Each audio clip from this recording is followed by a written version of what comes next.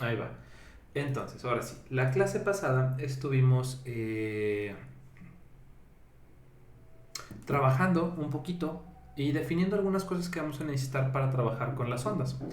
Y vimos la última parte de electricidad y magnetismo. Y dijimos que hay ondas en un montón de cosas. Hay ondas de agua, hay ondas mecánicas, ondas de presión, ondas acústicas, ondas electromagnéticas. Pero todas ellas comparten ciertas propiedades.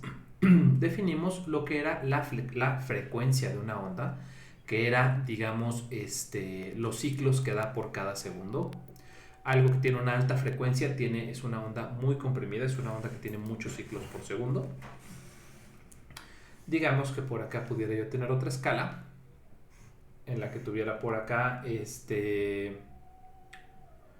el tiempo, y en un lapso de un segundo una onda de alta frecuencia pues tendría un montón de oscilaciones aquí. Una onda que tenga una frecuencia baja tendría pocas oscilaciones. Tendría a lo mejor en el mismo segundo, en el mismo cuadrito y cacho, tendría a lo mejor una o dos oscilaciones cuando mucho. Y ya está, ¿no? Dijimos también que existía la amplitud de la onda, que Profe, era... disculpe que lo interrumpa. Alguien que Sí, se está grabando. sí, ya estoy grabando. Ahora sí ya estoy grabando. Sí, muchas gracias por la advertencia, pero sí ya estamos grabando. Profe, ¿sí está grabando? Sí, muchas gracias, pero sí estamos grabando. Entonces, quedamos que sí va esta cosa, ¿no? Eso vamos a decir que es la frecuencia. La amplitud es la distancia entre la línea de equilibrio o el eje de la onda y el pico más alto de la onda. Órale pues. Y dijimos que la longitud de onda es la distancia horizontal entre pico y pico. La distancia medida en metros entre un pico, entre cresta y cresta de la onda. Y dijimos que había una característica secundaria o derivable a partir de la frecuencia, que era el periodo. Y que nos decía básicamente cuántos segundos o cuánto tiempo tardaba la onda en dar un ciclo o en recorrer un ciclo. Y a partir de ahí dijimos que podíamos calcular la velocidad de la onda con esa fórmula de ahí abajo. Ahora, denme un minuto para poner un ejemplo y no irnos sin hacer ejemplos de este tema.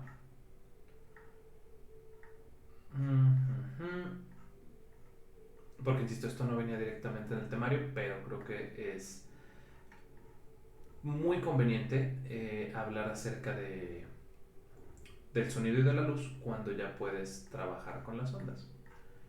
Entonces acaba. ¿Qué pasaría si yo les pidiera lo siguiente? Dice así. Tenemos un ejercicio, un ejemplo, y nos dice que queremos calcular la velocidad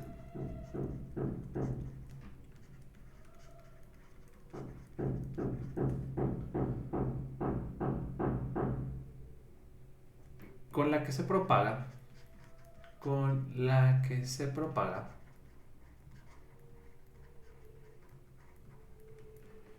una onda cuya frecuencia es de 150 ciclos sobre segundo, o bien esto es lo mismo que 150 hercios, creo que lo traducen al español, y la longitud de onda es de 7 metros sobre ciclo.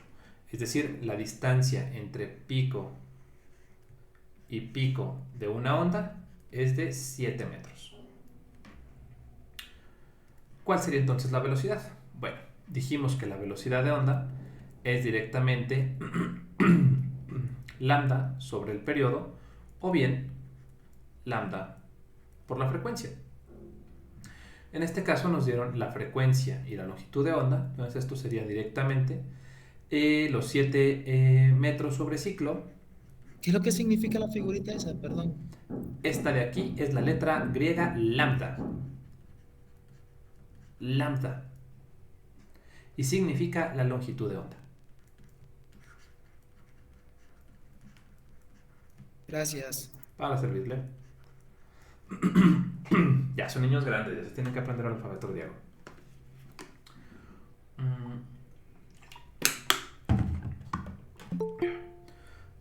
momento que están tocando el timbre de este lado. Ahí va. Bajamos. Ok, entonces tenemos longitud de onda, que son 7 metros sobre ciclo, por los 150 ciclos sobre segundo que se está aventando. Ciclos sobre segundo.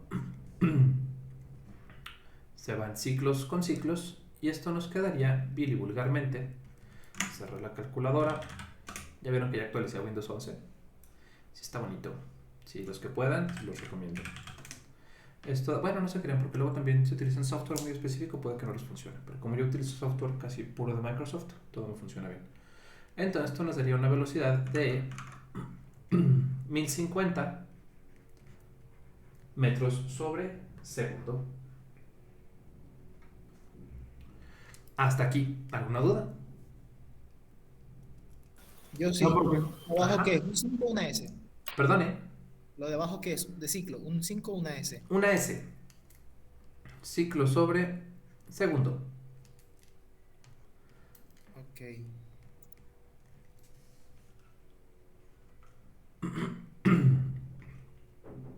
Ok. Profe, ¿F qué es? Frecuencia. Lo definimos acá arriba. F de frecuencia.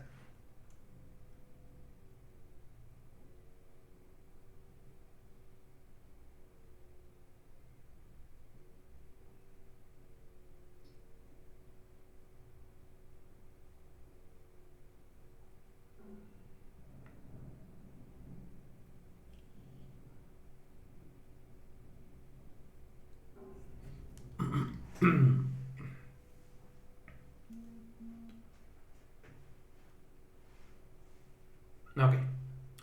Entonces, voy a seguir con la clase. Sí, no hay más dudas. Órale, pues. Entonces, de acá, lo que resta es venir de este lado y empezar a hablar, ahora sí, con el bloque de óptica y acústica. Yo espero que al menos alcancemos a terminar lo que vendría siendo acústica ahorita y ya mañana le damos a óptica, mañana miércoles. El jueves igual y les dejo un cuestionario chiquito para que practiquen para el examen. Y el viernes sería su examen. Órale pues, entonces ahí va. Vamos a ver de qué va esto. Vamos a hablar un poquito acerca de la acústica. Vamos a estar hablando de sonido un ratito. Entonces, el sonido al final del día es una cosa o es una de las formas básicas en las que nosotros conocemos nuestro entorno alrededor desde que nacemos. Porque, bueno, es uno de los, digamos, 5 sensores básicos o de los 5 sentidos básicos, insisto, que tenemos incorporados en nuestro cuerpo. Y entonces, en cuanto llegas al mundo, empiezas a escuchar todo tipo de sonidos. Empiezas a escuchar voces, el sonido de objetos que caen, el sonido de música, el sonido de los coches que pasan, el sonido de mil y un cosas. Y creo que es muy natural preguntarse, bueno, ¿cómo es que funciona el sonido? ¿Cómo es que pueden escucharme ahora? ¿Cómo es que mi voz se puede transmitir a través de un micrófono y después de ahí a través de una corriente eléctrica? Y de ahí hasta llegar a sus oídos, esa misma corriente eléctrica que es decodificada y transformada en sonido. Y bueno, para empezar, vamos a poner el ejemplo más común, que es cuando ustedes están usando su teléfono y cada vez que les llega un mensaje de texto o cada vez que reciben una llamada, ustedes escuchan este sonido regularmente agudo. Y lo que sucede, en realidad, o lo que pasa y lo que les permite escuchar ese ting del teléfono, es que su teléfono posee una bocina que regularmente, o ya en el mundo de los físicos, le definimos como un diafragma pegado a una placa de metal. Lo que pasa con esta placa, bueno, está amarrada a un marco, una placa de metal y un diafragma. El diafragma vendría siendo esta cosa de acá de la bocina, el marco es esta cosa amarilla y la placa de metal en la que está ajustada es esta cosa rosa de ahí. Y vamos a ver que lo que hacemos es que existe una corriente eléctrica que hace vibrar el diafragma y esa vibración en el diafragma hace que vibren las moléculas de aire, de oxígeno, nitrógeno, hidrógeno y todo lo que pueda haber en el aire.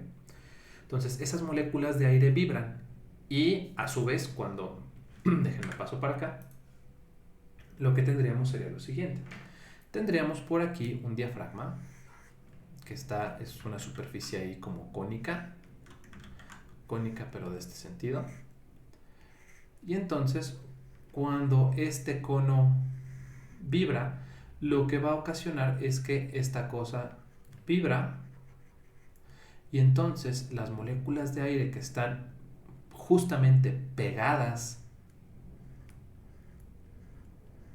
al diafragma también van a empezar a vibrar y entonces van a empezar a moverse de alguna especie, como en una especie de onda. Voy a tener mis moléculas que van vibrando. Estas moléculas van a chocar con el siguiente con la siguiente capa de moléculas. Esto de aquí se va a empezar a mover también y va a empezar a mover esta cosa. Y entonces voy a ir generando que la vibración mecánica del diafragma creó una vibración de la primera, de lo que sería, digamos que estaba aquí anteriormente, estarían aquí la primera capa de moléculas de aire. Al sentir la vibración del diafragma, estas moléculas empiezan a vibrar al mismo ritmo que el diafragma.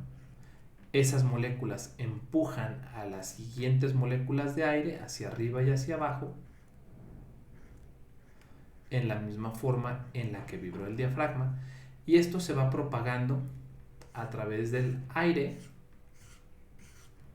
hasta que llega a nuestro oído. Por aquí su bolita y por aquí como las rayitas estas que tenemos. Me salió la oreja del Buda, ¿no? Ahí súper. Ahí está. Voy a salir mejor la otra. Ahí está. También oreja del Buda. Es que traía una expansión el vato. Ya, ahí está. Se le ve el tímpano. Y entonces, eso explica cómo es que nos llega el oído, el sonido a nuestros oídos. En realidad lo que detecta nuestro oído es una vibración de moléculas en el aire, y esa vibración mecánica es lo que nosotros interpretamos como sonido. ¿Cómo lo interpreta nuestro oído? ¿Cómo sabemos que estamos oyendo algo? Ahorita vamos para allá. Denme un minuto. Pero, entonces sí llega el sonido hasta nuestros oídos. Ahora, me desconcentré.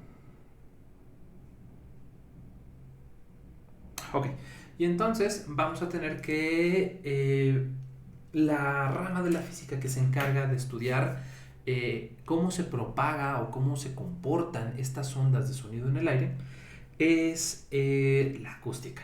Y el sonido es lo que nosotros vamos a conocer como la transmisión de ondas en un fluido, en específico el aire. Ya habíamos dicho en termodinámica que todo lo que fluye es un fluido. Llámese agua, llámese aire, llámese atole, llámese aceite, llámese lo que usted mande.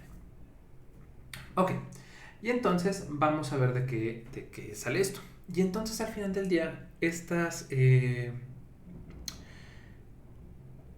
ondas o estas vibraciones de moléculas y de átomos que están dentro de que están en el aire y se propagan en el medio, al final del día ustedes lo que van a ver es que va a haber zonas en las que a partir de cómo esto es si la bocina vibra una sola vez. Pero si la bocina se encuentra vibrando a una cierta frecuencia, si el diafragma se mueve con una cierta periodicidad, con una cierta frecuencia, lo que voy a tener es lo siguiente. Voy a tener que cada cierto tiempo estar recibiendo un empuje del aire.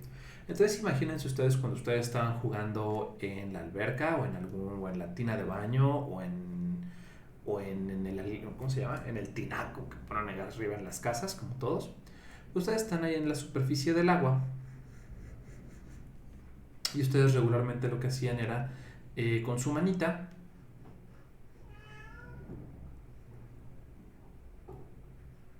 empujaban el agua y veían que si lo hacían con cierta frecuencia, el agua empezaba como que sacaba ondita, una onda pequeña, pero si lo hacían con cierta frecuencia, las ondas chiquitas que ya avanzaron iban volviéndose cada vez más grandes, ¿cierto? ¿Por qué? Porque iban como agarrando vuelo o iban de alguna manera viéndose afectadas por la frecuencia con las que ustedes empujaban el agua. Bueno, lo mismo sucede con las moléculas en el aire. Y lo que va a pasar es que cuando el diafragma vibra con una cierta frecuencia,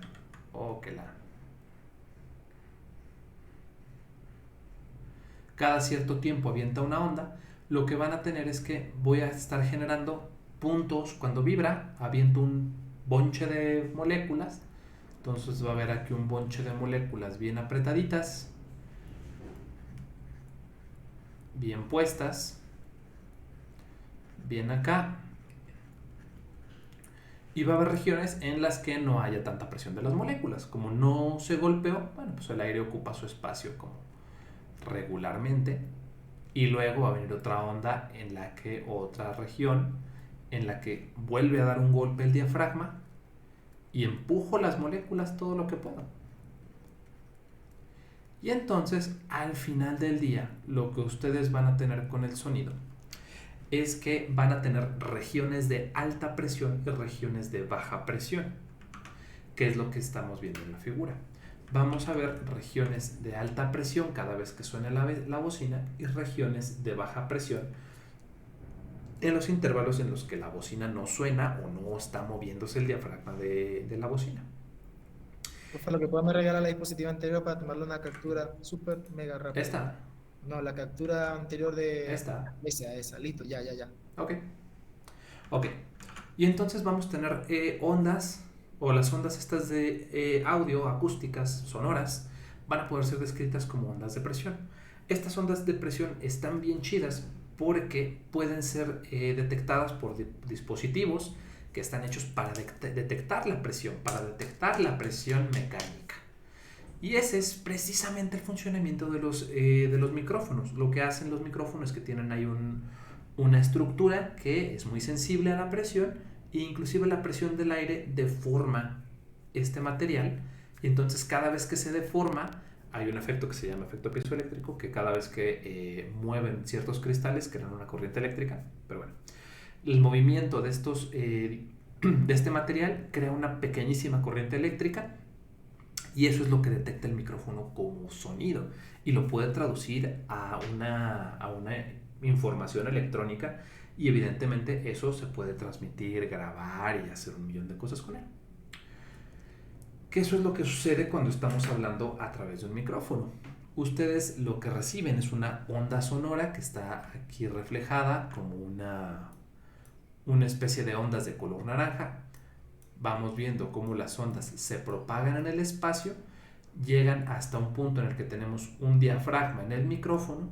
Este diafragma se ve afectado por las ondas de sonido que recibe, de manera que vibra con una cierta frecuencia y con una cierta amplitud. Y ese movimiento es detectado por unas plaquitas de metal que conectan y transforman toda esa información en información electrónica. Esa información electrónica después es codificada en un dispositivo semiconductor y lo transforma en una vil y vulgar corriente eléctrica, vil y vulgar ceros y unos, que puede ser interpretado por una computadora o por un millón de dispositivos. Y ustedes dirán, bueno, pues sí está muy padre, pero yo no estoy estudiando electrónica, yo quiero estudiar medicina.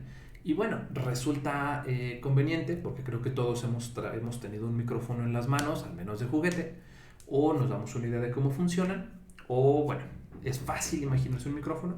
Sin embargo, resulta y resalta que el oído funciona de la misma manera. El oído lo que hace es que recibe una serie de ondas acústicas que viajan a través del oído, viajan a través de este conducto, que ustedes sabrán mejor que yo cómo se llama, y llegan al tímpano. El tímpano no es otra cosa que un diafragma, como el mismo que tienen los micrófonos, como el mismo que tienen las bocinas. Y ese diafragma vibra con la frecuencia y amplitud del sonido que llega a nuestros oídos, y eso es traducido a través de no sé cómo se llaman, el yunque, uno era el yunque, son 3 huesitos que tenemos en el oído, no se acuerdan cómo se llaman. Martillo y estribo. Yunque, martillo y estribo. Yunque, martillo y estribo, esos meros, gracias. Y esos 3 huesitos que tenemos en la en el oído nos ayudan a darle señales al cerebro de que está recibiendo ese sonido y bueno, el cerebro ya se encarga de interpretar estas ondas como X cosa, ¿no? Y tú ya recibes la señal eléctrica o el impulso de qué es lo que está pasando en tu entorno. Órale, pues, esos son los ossicles, son los huesos o los, pues sí, los huesos auditivos, no sé cuál sea el nombre en español de esa cosa, pero se entiende que son el yunque, el estribo y el no sé qué. Yo por eso no estudio medicina, tengo muy mala memoria. Martillo, martillo. Martillo, eso. Obvio, Son los huesos más si hay un profundos. yunque tiene que haber un martillo, claro. Y ok, y resulta que funcionan exactamente igual que estas cosas. Pues bueno, entonces, ya que vimos que para qué sirve el sonido y que definimos qué es el sonido, que dijimos que es una variación de presión en el aire, que de veras, mis vecinos son una cosa que qué bárbara.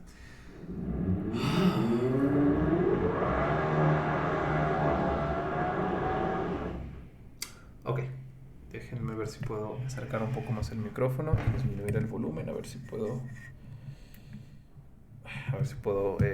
amedrentar un poquito el ruido del taladro. Bueno, entonces vamos a tener que el sonido tiene dos propiedades fundamentales. Uno que es el tono y otro que es el volumen.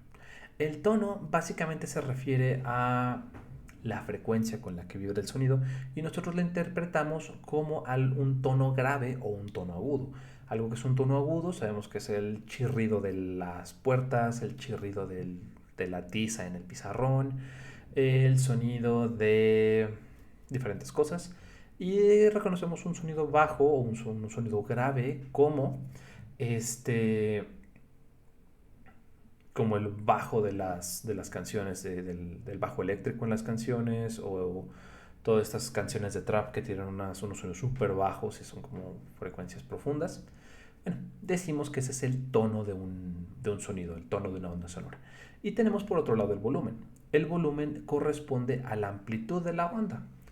Entonces, vamos a ver lo que sigue. Al final del día, lo que tenemos es que la frecuencia o el tono con el que nosotros percibimos un sonido va a depender de la frecuencia de la onda. Qué tan rápida o qué tan rápido pasan esos picos a través de una región. Y el volumen va a estar determinado por la amplitud de la onda, o es decir, qué tan choncha está nuestra onda, qué tan choncha es la amplitud o qué tan alta es el pico de esa onda. Órale pues, cuando decimos que las ondas que tienen mayor amplitud van a tener también mayor volumen, es decir, entre más amplia la onda, entre más alto el pico, mayor voy a percibir yo ese volumen. Y el tono es la frecuencia. Conforme la frecuencia sea mayor, va a implicar que bajamos para acá, vamos a tener lo que sigue. Voy a tener, por ejemplo, una onda sonora que puede estar así muy pegadita, y esto yo lo voy a interpretar como un sonido agudo, mientras que una onda que está así muy despacio, yo voy a determinar esto como un sonido grave. Igualmente, yo voy a tener por acá que si yo tengo una onda que tiene una amplitud pequeña, dígase una amplitud de este tipo, voy a tener que tiene un volumen bajo. Y si tengo una onda que tiene una amplitud muy grande, voy a decir que tiene un volumen alto. Órale, pues. Y entonces esto es bonito porque resulta que nosotros como humanos tenemos un rango auditivo, tanto en frecuencias como en volumen. En general vamos a tener que en el espectro auditivo vamos a definir lo que son los infrasonidos o los sonidos que están por debajo del rango auditivo humano. En ese rango podemos encontrar, por ejemplo, los elefantes se pueden comunicar a kilómetros a través de ondas sonoras de muy baja frecuencia, de manera que son sonidos como sumamente graves y nosotros no los podemos escuchar, pero para los elefantes son perfectamente audibles, insisto, a kilómetros de distancia. Pasamos en el rango humano, que va de los 20 a los 20.000 hercios, o a los 20 a los 20.000 ciclos sobre segundo, que es el rango de los sonidos que nosotros podemos escuchar. Pasamos al rango de los perros y los gatitos, que va de poquito más de los 20 hasta los 40.000. Ellos pueden escuchar sonidos más agudos que nosotros. Por eso para ellos es interesante el silbato para perros, y nosotros ni nos damos cuenta. Y tenemos también animales como el murciélago o el delfín, que tienen un rango auditivo técnicamente desde el humano hasta rangos de ultrafrecuencia de 160.000 ciclos sobre segundo. Lo cual pues les permite hacer uso ellos de estas ondas, ¿no? Los murciélagos pueden utilizar inclusive el sonido para orientarse y, digamos, de alguna manera ver el espacio en el que se manejan, y los delfines para comunicarse entre ellos. Y eso es en cuanto a la frecuencia, pero también tenemos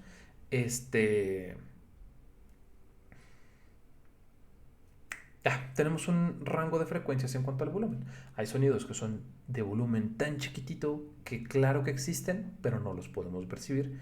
Y sonidos de tan alto volumen que claro que los podemos percibir, pero llega un punto en el que te lastiman y te pueden reventar el tímpano literalmente, ¿no? De manera que te revientan el tímpano ya no vibra, y tus huesitos, tu ósea auricular ya no detecta el sonido y te acabas de quedar sordo. Y eso es lo que tenemos en las regiones de... ya creo que ya acabó mi vecino con el taladro.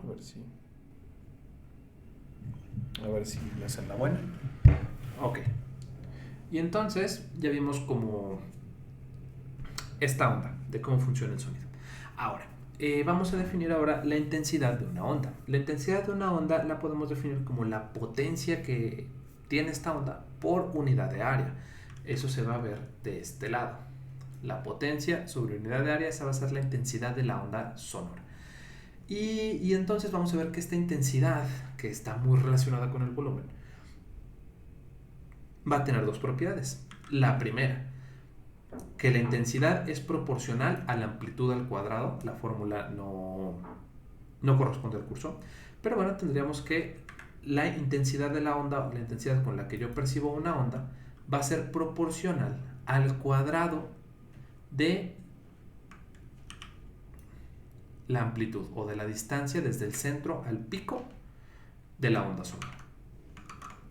Y luego voy a tener que la distancia también está, que la intensidad de la onda también está relacionada con la distancia. Si ustedes están muy cerca de las bocinas en un concierto, está el sonido súper fuerte y no escuchan nada más. Conforme se van alejando de la bocina, van notando que el sonido o la intensidad del sonido disminuye. Eso lo podemos apreciar en que la intensidad del sonido es proporcional a 1 sobre el radio al cuadrado. Muchos se equivocaron con esta pregunta en Electro, pónganse vivos con esta también. Órale pues. En general, la intensidad que nosotros podemos escuchar, o que está factible para el humano, es esta de acá, y varía entre un picowatt sobre metro cuadrado a un watt sobre metro cuadrado. Dicho de otra forma, la intensidad audible para un ser humano, la intensidad audible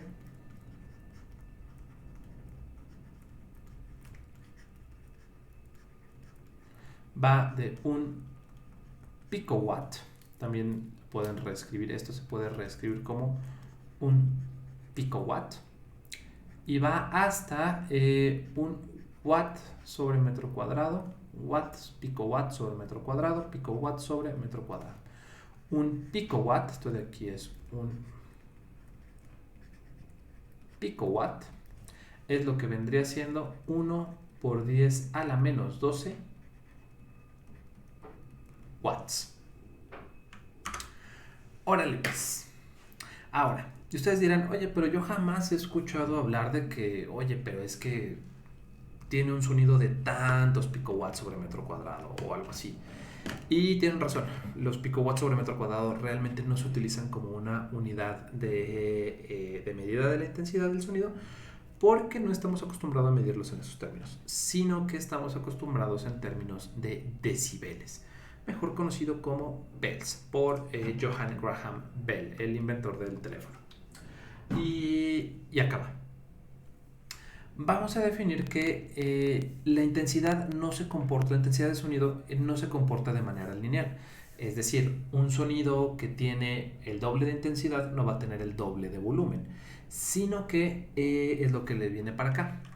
De hecho, si yo quiero un sonido que tenga, si yo tuviera que poner mi voz al doble de volumen, necesitaría aumentar, o lo que pasa es que estoy aumentando 10 veces la intensidad, la intensidad de la onda de mi voz. Entonces, ahí va. De hecho, ahorita lo vamos a ver con más calmita. Y entonces, como la relación no es lineal, decidimos utilizar una relación logarítmica. ¿Por qué? Porque el logaritmo es una función muy noble que se comporta con los exponentes. Entonces, es lo que dice acá. Entonces, resumiendo, quiero un sonido que se escuche al doble de fuerte, tengo que aumentar su intensidad 10 veces. Órale pues. Y entonces vamos, como no es muy conveniente hablar en estos términos, decidimos obtener o registrar una unidad de medida conocida como los Bells. Los Bells es una unidad de medida para el volumen que convierte la escala potencial o exponencial del sonido, de la intensidad del sonido, en una escala logarítmica. De tal suerte que yo tengo que un sonido, lo que hacemos es, para empezar, voy a definir una intensidad de 0 Bells, que es la intensidad mínima que yo puedo escuchar como un humano, y es I0. Esta I0 es la intensidad mínima de sonido que yo puedo escuchar, que es de 1 por 10 a la, aquí me faltó, es a la menos 12 watts sobre metro cuadrado. Esto es un pico watt sobre metro cuadrado, y eso yo lo voy a etiquetar como el 0 Bells. Así como con el agua, dije, ¿sabes qué? A los 0 grados centígrados es el punto de congelación del agua, y dije, ese va a ser mi 0, porque es lo más frío que conozco hasta el momento. Así mismo se le hicieron con los decibelios, con los Bells, y dijeron, bueno, lo más chico que puedo escuchar es un pico watt sobre metro cuadrado, ese va a ser mi 0 Bells. Órale pues. Y de aquí, ¿se acuerdan que el sonido tenía una escala exponencial? Bueno, eso lo vamos a explicar en el sentido de los Bells. El 0 Bells, un sonido de 0 Bells, es el sonido más leve que puedo escuchar. Entonces, voy a tener que un Bell es 10 veces más intenso que un sonido de 0 Bells. Un sonido de 2 Bells, entonces cuando aumento en un Bell, aumento la intensidad del sonido en 10 veces. De tal suerte que 2 Bells es 10 veces un Bell, pero un Bell es 10 veces 0 Bells. Entonces 2 Bells tiene que ser 100 veces más intenso que un sonido de 0 Bells. ¿Verdad que está complicado hablar en esos términos? Por eso decidimos hacer una nueva escala y definir todo en una escala lineal llamada los Bells. Luego ya lo conocemos como un decibel, como regularmente hablamos, el rango auditivo es de poquitos Bells. Decidimos hablar en términos de la décima parte de un Bell. Así como hay decímetro, que es la décima parte de un metro, hay un decibel, que es la décima parte de un Bell, y queda indicado por el prefijo deci. Órale pues, si yo quisiera calcular los decibeles o la intensidad de un sonido en decibeles, lo que tengo que hacer es lo siguiente. Es calcular o obtener la intensidad del sonido que yo quiero convertir a decibeles, dividirlo entre la intensidad de referencia, que es esta de acá, la de un pico watt sobre metro cuadrado, sacarle el logaritmo base 10 y multiplicarlo por 10. Pero esto no va a quedar bien claro hasta que no hagamos un ejemplo. Dice aquí, en un concierto la intensidad de onda sonora es de alrededor de 1 watt sobre metro cuadrado. ¿Cuál es el volumen de dicho sonido en decibeles? Bueno, nos vamos para acá, ponemos nuestra E de ejemplo y lo hacemos así. Sabemos que el sonido en decibeles, en unidades de decibeles, es igual a 10 veces el logaritmo base 10 de la intensidad del sonido entre la intensidad de referencia y 0. La intensidad de sonido que me están dando es de 1 watt sobre metro cuadrado, y la intensidad de referencia y 0 es de un picowatt. Déjenme lo pongo aquí, un picowatt igual a 1 por 10 a la menos 12, watt sobre metro cuadrado, antes de que se me olvide, watt sobre metro cuadrado, y entonces ya tengo todo lo que necesito. Esto sería 10 veces el logaritmo base 10, ojo, no es el logaritmo natural, es el logaritmo base 10, de un watt sobre metro cuadrado entre 1 por 10 a la menos 12 watt sobre metro cuadrado. Se me van watt sobre metro cuadrado con watt sobre metro cuadrado. Y esto me quedaría 10 veces el logaritmo base 10 de 10 a la 12. Sacando el logaritmo de eso, venimos acá, logaritmo, espérame, romper todo, tengo 10 elevado a la 12, ahí está, y yo quiero sacar el logaritmo base 10 de eso, dice que me da 12. Entonces, esto de acá daría 10 por 12, que sería 120 decibeles. Esa sería el volumen o la intensidad del sonido en esta escala de Pels. ¿Alguna duda hasta acá? Nada, acá me falta el efecto Doppler y luego ya pasamos a óptica. Ok, todo bien, todo cool. Yo sí tengo una duda, Sí. Perdón, pero entonces se divide el 1 entre el 1 por 10 a la menos 12. Así es. Aquí lo que tendrías es verlo de esta manera. Lo voy a poner acá como nota. Lo que tienes es esto. Tenemos el logaritmo base 10 de 1 entre 1 por 10 a la menos 12, ya sin unidades. Esto es lo mismo que el logaritmo base 10 de 1 entre 1, 1 entre 1, pues da 1. No tiene caso ni ponerlo. Bueno, pero lo voy a poner así. Sería 1 entre 1 por 10 a la menos 12. Sería 1 por 10 a la menos 12. Esto es lo mismo que logaritmo base 10 de 1 entre 10 a la menos 12. Pero ya habíamos, ojalá que se los hayan enseñado en su curso de matemáticas, pero tenemos que cuando tú tienes un 1 entre a la x, esto es lo mismo que a la menos x. O bien, 1 entre a la menos x es igual a la x. Cuando subes un exponente, un a la algo, cuando lo subes hacia arriba del denominador, nada más le cambias el signo. Entonces esto me quedaría como el logaritmo base 10 de 10 a la 12. Y ya lo metes a la calculadora y esto te dice que esto es 12. Sí, gracias. Ok, para ayudarles aquí estamos, con gusto. ¿Alguna otra duda que tengan al respecto? Yo iba a preguntar lo mismo, ¿por qué era a la menos 12 si al principio la fórmula dice que era 12?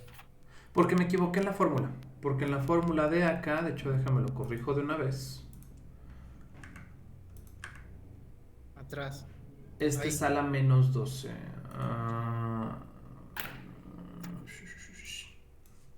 No tengo. Y 0 es igual a 1 por 10 elevado a la menos 12 watt sobre metro cuadrado. Aquí está. Es que no es 10, es times. Diagonal times. Aquí está. Copy image. Lo pasamos para acá.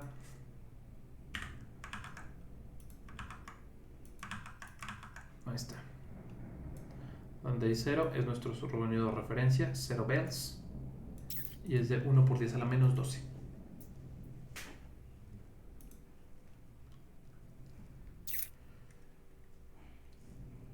Entonces la respuesta es 12. Así es. Perdón. No, la respuesta es 12 por 10, porque acuérdate que todavía hay que multiplicarlo por este 10 de acá. Eso es lo que le iba a preguntar, ¿ese 10 de dónde sale? ¿De la fórmula o de dónde? De la fórmula directamente. De esta. Ah, ya.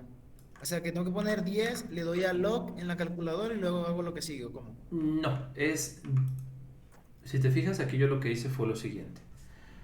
Fue poner 10 elevado a la 12, ya sale igual a ese numerote. Luego le pones aquí en log, no en logaritmo natural, le pones en log. Y eso te va a dar el 12.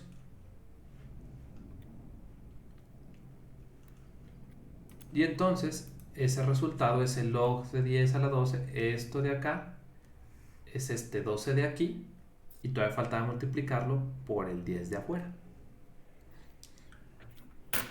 Me volví un 8. Ya va. Era 10 elevado a la 12. Luego de eso le hacía log 10 y luego lo multiplicaba por... No, hasta ahí. Hagas 10 a la 12 y sácale log 10. Hasta ahí, ¿cuánto te da? Profe, no sé, porque mi calculadora es un show. Bueno, ahí sí, ya cómo te ayudo, compadre. Pero puedes Ajá, usar 10 la a de la 12, le Windows. da el número TS y luego... Puedes usar Windows. Y, o sea, la calculadora está en la tienda de Windows. Sí, está bien, está bien. Y ya le Y, das y luego de eso le saco el 10 log. a la 12. Le Ajá. pones Y aquí luego... log. Ajá. Y ya te da el 12. Ok, ya entendí. Eso de ahí es esta operación de acá. Log 10 de 10 a la 12. Es ese 12 de ahí. Es Profe, el luego, 12 que está encerrado. ¿Perdón? Es el 12 que está encerrado. El Así 12 que es. está encerrado. Es Gracias. el log 10 de todo lo que está ahí. Es el 12 que está encerrado en corchetes cuadrados. Log 10 de 10 a la 12 es ese 12 que está encerrado entre corchetes. profe, luego se Sí, multiplica por 10, ¿no? así es. Porque 10 log, algo así. O Sí, porque es porque así es la fórmula. Es 10 veces el logaritmo de eso. Ok. Y ese 10 que está al lado que se va a multiplicar, ¿de dónde sale? ¿Dónde lo tiene puesto para ver? Aquí está de este lado. Ese 10 que marcó. Aquí está. Es el 10 que me está multiplicando el 12 por 10. Sí, Ya. Profesor, sí, más de rato me podría resolver una duda que sí. tengo. Ahí me mandas por WhatsApp. Ok, gracias. ¿Sale? Profe, ¿puede poner dónde está el problema en la diapositiva? ¿El problema? Sí. Sí, por favor. Este es. Listo. ¿Sale, vale? Gracias. Para servirles.